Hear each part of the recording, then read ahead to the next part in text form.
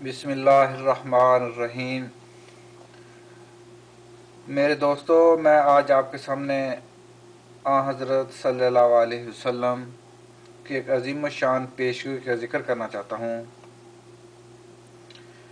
और इस पेशगी का तज़किरा तकरीबन हदीस की हर एक किताब में दर्ज है।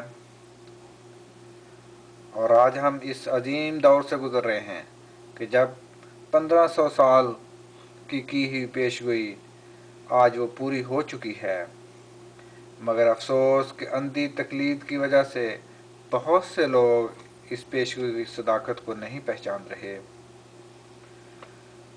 बल्कि जब भी इस पेशगोई के बारे में उनसे बात की जाती है तो वो इस पर बात ही नहीं करना चाहते।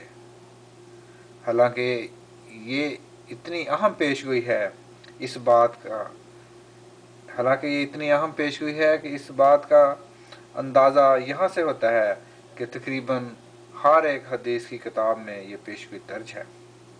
ये पेशगोई क्या है?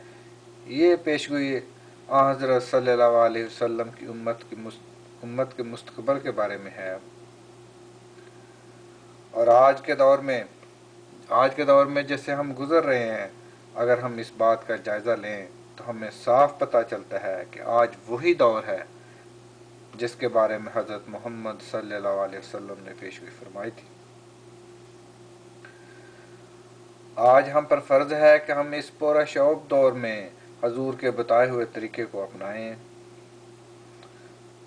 और इस पेशगोई को समझने की कोशिश करें और इस पेशगोई के मुताबिक अपने अमल को ढालें।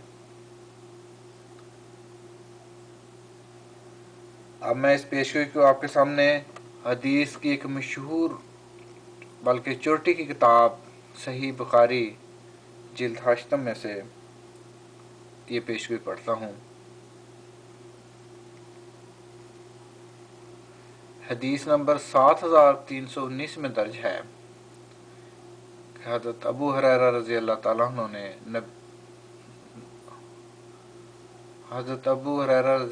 अन्हु ने फरमाया कि नबी करीम सल्लल्लाहु अलैहि वसल्लम ने फरमाया कि क़यामत उस वक़्त तक कायम नहीं होगी जब तक मेरी उम्मत उस तरह पिछली उम्मतों के मुताबिक नहीं हो जाएगी जैसा बालिश्त की और हाथ हाथ के बराबर होता है।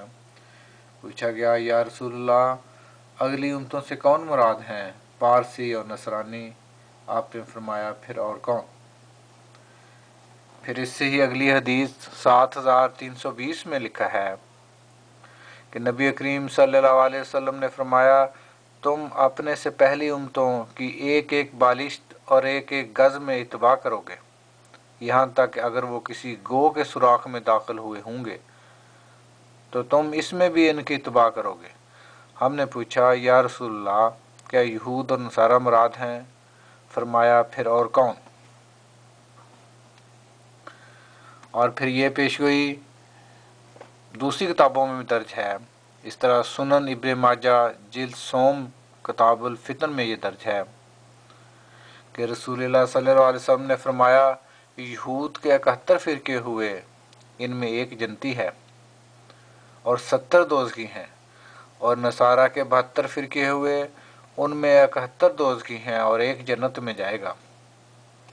कसम है इस ज़ात की जिसके कब्ज़ा में मोहम्मद सल्लल्लाहु अलैहि वसल्लम की जान है, मेरी उम्मत के 73 फ़िरके होंगे, एक फ़िरका जन्नत में जाएगा और 72 दोज़खी होंगे। किसी ने अर्ज़ किया कि अल्लाह के रसूल, जन्नती कौन होंगे? फरमाया, अल जमात। तो इन दोनों हदीसों से, बुखारी शरीफ और सुनन इब्न माजा से जो मैं बयान की है, इससे पता चलता है कि एक वक्त आएगा कि नबी पाक सल्लल्लाहु अलैहि वसल्लम की उम्मत भी यहूद और नसारा की तरह असल तलीम को भूल कर मुख्तलिफ फ़िरकों में बँट जाएगी और बिल्कुल उन्हीं के राहों पर चलेगी। और आज हम देखते हैं कि बिल्कुल वही दौर है। मुसलमान तरह तरह के फ़िरकों में बटे हुए हैं। कुरान मजीद की तालीम से 99% मुसलमान बिल्कुल ये बात नहीं समझते कि कुरान में क्या लिखा है। जब उनसे बात की जाते हैं तो वो कहते हैं कि बस नमाज रोज़ा ही इस्लाम है, بس یہاں تک ہی ہم اسلام کو سمجھتے ہیں۔ اگر صرف یہاں تک ہی اسلام تھا تو پھر نبی پاک صلی اللہ علیہ وسلم نے اپنے 72 فرقوں کو دوست کی کیوں قرار دیا؟ اور پھر حضور نے فرمایا کہ جنتی فرقہ کون ہے؟ فرمایا کہ وہ جماعت ہوگی۔ اب ہم اتنے فرقے ہیں، ہم دیکھتے ہیں کہ کون سی ایسا فرقہ ہے جو کہ ایک جماعت کے طور پر ہے۔ بریلوی بھی ہیں، دیوبندی بھی ہیں، شیعہ بھی ہیں، سنی بھی ہیں، وہابی بھی ہیں، ہر ایک کا اپنا اپنا امام ہے۔ وہابیوں کی جو یہاں مسجد ہے اس سٹی میں، وہ ان سٹی میں ایک اور امام ہے، اور پھر دوسرے سٹی میں چلے جائیں یا کسی دوسرے ملک میں چلے جائیں وہاں اور امام ہوگا۔ اسی طرح شیعوں کا ہے، پاکستان میں شیعوں کا امام اور ہے، ایران میں اور ہے، سعودی عرب میں اور ہے، کوئی بھی مرکزیت نہیں ہے، لیکن ایک فرقہ ہے جس کی مرکزیت ہے، جس کا ایک امام ہے۔ وہ فرقہ خواہ کینیڈا میں ہو، پاکستان میں ہو یا عرب ممالک میں ہو، وہ ایک ہی ہاتھ پر اکٹھے ہیں اور وہ ایک ہی فرقہ ہے۔ تو یہ بھی آپ حضور صلی اللہ علیہ وسلم نے جو فرمایا کہ وہ ایک جماعت ہوگی، یہ بھی جماعت احمدیہ کے حق میں یہ بات ہے کہ وہی ایک جماعت ہے، باقی اور کوئی فرقہ نہ وہ جماعت ہے، نہ ہی وہ جماعت کا ہونے کا دعوے دار کرتا ہے۔ اب میں ایک اور حدیث اسی کے بارے میں پیش کرتا ہوں جو کہ ترمذی شریف میں ہے۔ رسول اللہ صلی اللہ علیہ وسلم نے فرمایا، میری امت پر بھی وہی کچھ آئے گا جو بنی اسرائیل پر آیا، دونوں میں اتنی مطابقت ہوگی جتنی جوتیوں کے جوڑوں میں ایک دوسرے کے ساتھ، یہاں تک کہ اگر ان کی امت میں سے کسی نے اپنی ماں کے ساتھ اعلانیہ زنا کیا ہوگا تو میری امت میں بھی ایسا کرنے والا آئے گا۔ بنو اسرائیل 72 فرقوں میں تقسیم ہوئے تھے، لیکن میری امت 73 فرقوں میں تقسیم ہوگی، اور ان میں سے ایک کے علاوہ سب فرقے جہنم میں جائیں گے۔ عرض کیا گیا وہ کون ہوں گے؟ فرمایا جو میرے اور میرے صحابہ کے راستے پر چلیں گے۔ اب یہاں بھی آپ نے یہ فرما دیا کہ 72 فرقے جو ہوں گے وہ دوزخی ہوں گے، اور 73واں فرقہ ہوگا جو کہ جنت میں جائے گا یا جو ناجی ہوگا۔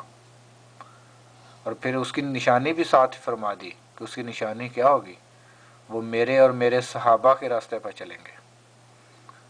فرمایا نشانی یہ ہوگی جو میرے اور میرے صحابہ کے راستے پر چلیں گے۔ اب آپ دیکھیں شیعہ ہیں، وہ بھی صحابہ کے راستے پر چلنے کے دعویٰ دار ہیں، بریلوی ہیں، دیوبندی ہیں، یا کوئی بھی فرقہ ہو وہ کہتا ہے کہ ہم صحابہ کے راستے ہی پہ چلتے ہیں۔ لیکن آپ غور سے دیکھیں تو ایک فرقہ ہے جس میں ایک نمایاں خصوصیت ہے جو کہ صحابہ میں تھی اور باقی فرقوں میں نہیں ہے۔